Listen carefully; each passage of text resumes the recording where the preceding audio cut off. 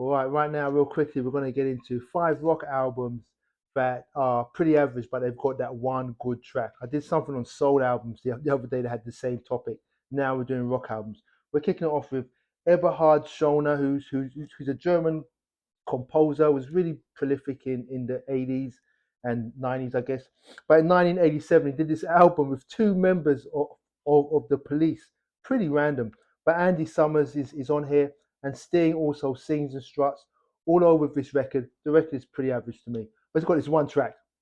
It's called Natural High, and it's like a new wave stomper of a jam that's split in 2 parts, but the 2 parts are equally as good. It's such a great record, and I love it. And it saved it from ending up in my storage unit. Anyway, um, next up, the Carpenters. I actually like the Carpenters. They're seen as corny in certain people see them as corny, but I actually like them. I think they do beautiful songs. But anyway, this album is like it's just like a Carpenter's record. It's got some tunes on there. It's in that Carpenter's realm, you know. But there's this one track that's just not a Carpenter's type track. Which track is it? Let me see. Side 2, track 4. All I Can Do.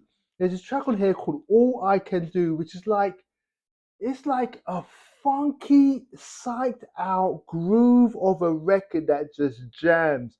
I was DJing like a long time ago at this place. I think it was called Lush on like for the Lower East Side. And I was doing a jazz fusion set, and there was the cats were dancing and doing flips and stuff.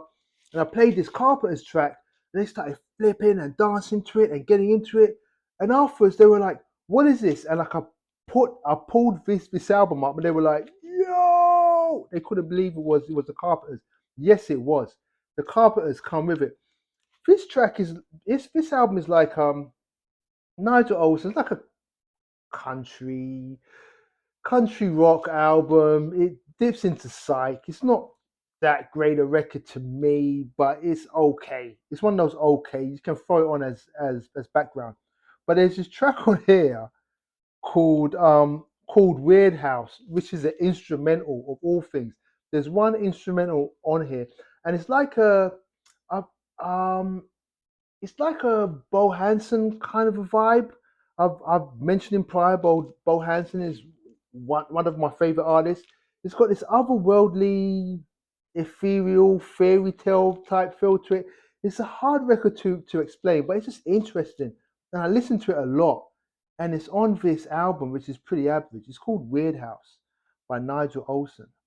And yeah, anyway, this album here, The Clown Died in Marvin Gardens. Now, this album was like an up and down album for me because I saw the cover, and this type of cover that I'd get into. I think that man, there may be some cool psych on here.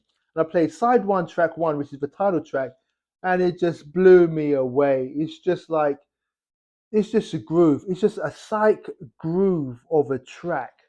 It's called The Clown Died in Marvin Gardens. It's a psych groove of a jam of a track. I just love that track so much. I was side 1, track 1. When I went through the rest of the record, I was like, but I kept it because of that track. Worthy. This track, this album here by Judy Budd, this is like the definition of what I'm talking about. This is really like a show tunes album, but I love the cover, right? She just looks zoned out on this cover. Judy Budd. Anyway, literally on the on the cover, I write corny album, but her version of My Favorite Things is killer.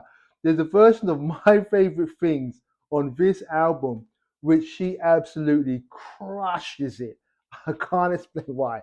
But Julie Budd, I don't know if that version's on YouTube or Spotify, but if it is, look it up and she kills it. But the album is average to say the best. Anyway, worth it for that track. Hi-Fi Recluse, Good Fine Records, 5 rock albums that are average but have one killer track.